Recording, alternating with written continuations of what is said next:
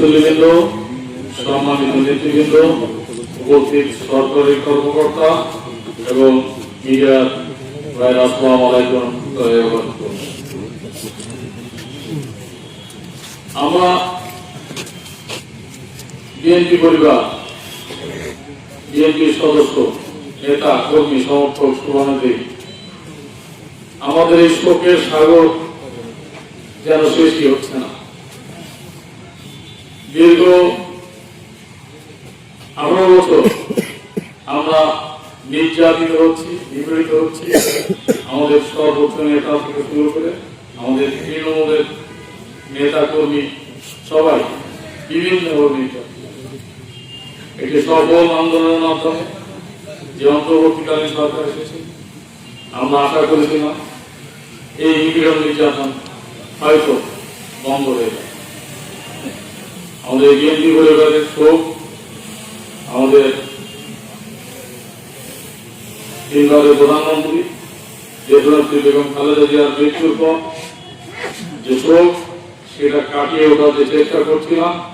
তারপরে আমরা জীবননগর তথা চুয়াডাঙ্গাবাসী আরো একটি শোকের সাগরে ভাসলাম আমাদের নেতা শামসুজ্জামান ডাবলু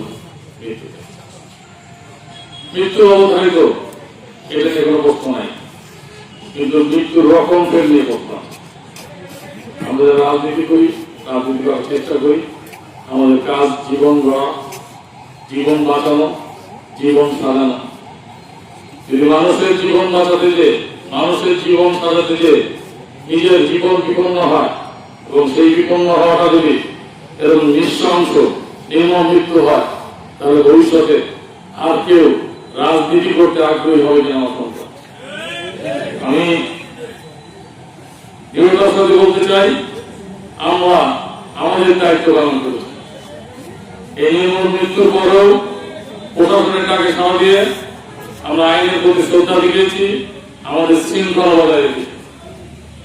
গতকাল হাজার হাজার মানুষের মাঝে, বিক্ষুব্ধ জনতার মাঝেও আমরা আইনের প্রতি শ্রদ্ধা দিয়েছি, আইন আমরা হাতে ধরে নিই। কিন্তু যাদের আইন প্রতিপালন করার কথা, তারা বিগত সময় যেভাবে আইন হাতে তুলে নিয়েছেন, আইনা ঘর তৈরি করেছিলেন, একই ধারা কারো কারো মধ্যে এখনো অব্যাহত আছে। এখানে সরকারি কর্মকর্তা আছে, আপনারা যারা আছেন, আমাদের অন্যতম প্রতিজ্ঞা হবে আইনের প্রতি শ্রদ্ধা রাখা, সবাই আইন মেনে চলা এবং মানুষকে, বিশেষ করে যারা আইন পালন করবেন তারা যেন আইন নিজের হাতে না তুলেন, সে ব্যাপারে আমাদের ভূমিকা পালন করা। জেলা বিএনপি সভাপতি হিসাবে আমি এই শোককে শক্তিতে পরিণত করতে চাই এবং এই শক্তি আমরা ব্যবহার করতে চাই যারা ভবিষ্যতে কেউ আইন হাতে তুলে না নিতে পারে, মানুষের মধ্যে ভুল ত্রুটি থাকতে পারে। আমরা আমাদের দাবি আজকের এই জানায় ভবিষ্যতে এই ধরনের অভিযান পরিচালনার ক্ষেত্রে অবশ্যই আইন মানা হবে, অর্থাৎ বাহিনীর সাথে পুলিশ বাহিনী, ম্যাজিস্ট্রেট এবং আইনগতভাবে তাদের থাকা কথা, তাদের উপস্থিতিতে যেন অভিযান পরিচালনা করা হয়। মৃত্যু অবধারিত, কিন্তু মৃত্যুর সাথে সাথে মানুষকে যেভাবে ভুলভাবে দোষারোপ করা হয় সেটা আমরা কোনোভাবেই মেনে নেব। আমরা চাই ভবিষ্যতে একটু সুন্দর সমাজ করতে। আমরা একজন মৃত মানুষের জন্য আমাদের এই মুহূর্তে যে করণীয় সেটা আমরা পালন করবো, ডাবলুর জন্য দোয়া করবো, মহান আল্লাহ তাআলা যেন তাকে জান্নাতের সর্বোচ্চ স্থান, জান্নাতুল ফেরদৌস দান করেন। আর অবশ্যই এটা আমাদের ইমানি, রাজনৈতিক এবং সামাজিক দায়িত্ব এই শোক সম্পর্ক পরিবারের পক্ষে সারা জীবন থাকা। আমরা হয়তো সারা জীবন এই পথে থাকবো না, কিন্তু ডাবলু সহ যারা এভাবে এই মানুষের জীবন বাঁচাতে গণতান্ত্রিক সংগ্রামে জীবন দিয়ে গেল, জীবন দিচ্ছে, রক্ত দিচ্ছে, তার প্রতি তাদের মধ্যে আমরা সবসময় থাকবো। আমার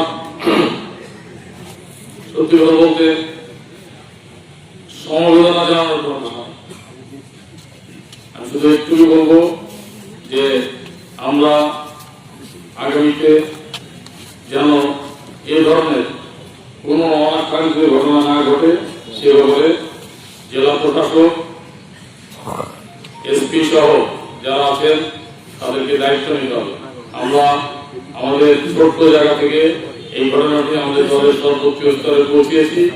আপনারা দেখেছেন সেনা প্রধানের মধ্যে অন্তর্ভুক্ত হয়েছেন, সাময়িক কিছু পদক্ষেপ নেওয়া হয়েছে।